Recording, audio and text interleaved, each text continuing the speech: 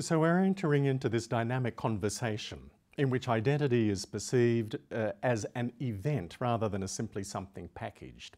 Identity becomes something disclosed in the doing of something. And what we are doing is indeed working in our own particular way to overcome the social experience of exclusion, to transform it into the experience of embrace or of community, of hospitality, however we want to express it. It's in our commitment to the work of transformation that is both personal and social that indeed our identity begins to disclose itself.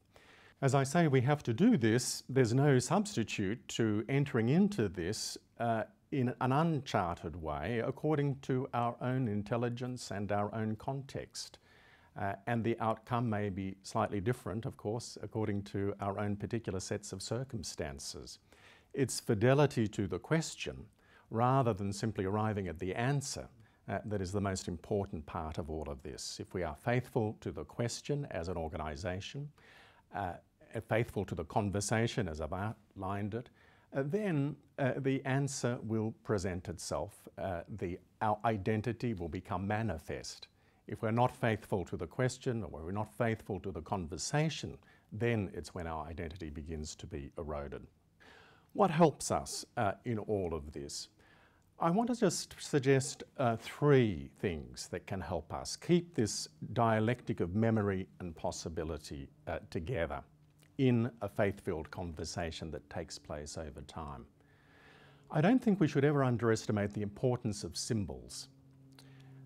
I think it is important that our Catholic institutions, whether they be hospitals or aged care facilities or whatever expresses our ministry of healing, that they have appropriate symbols.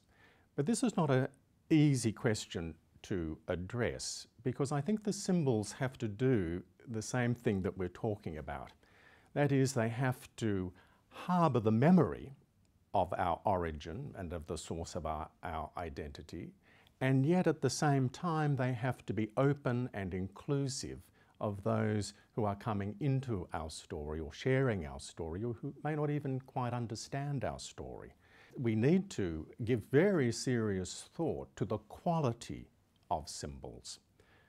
Not necessarily simply the perpetuation of traditional symbols, but symbols that both capture the heart of the source of our identity, but communicate that in a way that can be as inclusive as possible. If we work towards having appropriate art, for example, in our institutions that do this, then we might be surprised by the effect that this has not only on those who enter into our institutions for the experience of care, but the way in fact they have a formative influence constantly on those who work and in our institutions. So I think the very serious consideration about the place and the style of symbols is very important. It might seem such a relatively small consideration, but I think it in fact has an extraordinary significant contribution to make as we maintain this question and as we maintain the conversation. Genuine symbols, art that really works well, has an enormous place to play.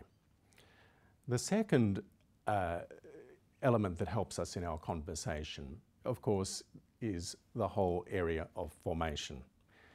We need, again, to think through creatively how formation might occur at every level of the organisation's life. I think it is particularly incumbent that those who are trustees, those who have senior management positions, are at least growing in a capacity to be, as I would like to suggest, almost bilingual. That is, they have a familiarity with the story and the vocabulary that belongs to the source of our identity, which is in the memory of Jesus and his ministry, and yet at the same time have the capacity to express what's at the heart of that story in a contemporary way, and in a way that is inclusive and full of invitation to those who may not know the story, who may feel awkward with the story, who may just be coming to know the story. And so therefore, we have to look for ways in which to lead people into a sufficient bilingual facility, familiar on the one hand with the story of Jesus' own ministry, and yet at the same time able to express that story in ways that are broader and in ways that, I say, are inclusive. It's particularly incumbent that trustees and senior management are at least growing in that facility. The question then remains, of course, to what extent does that capacity need to permeate the entire life of the organisation?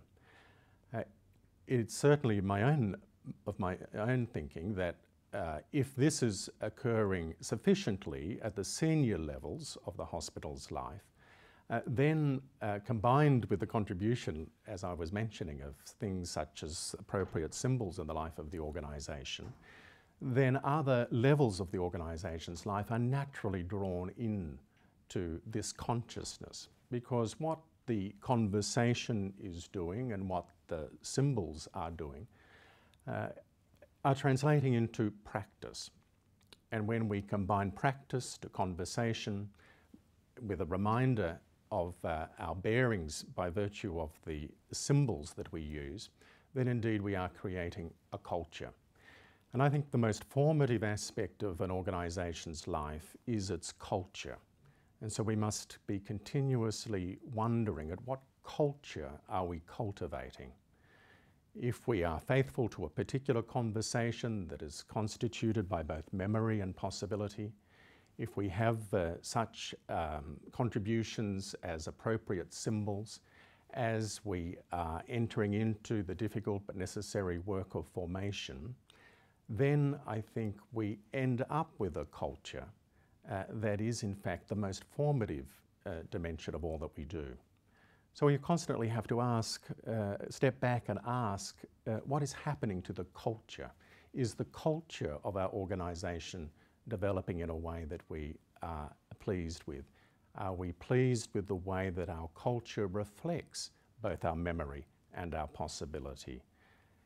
If we continue to be vigilant and reflective about the culture we are establishing in our organisations, then I think we will find that our identity as a community of care is established, and that community of care is both faithful to the memory of the healing ministry of Jesus, but also open to the new possibility of what it means today to transform exclusion into embrace.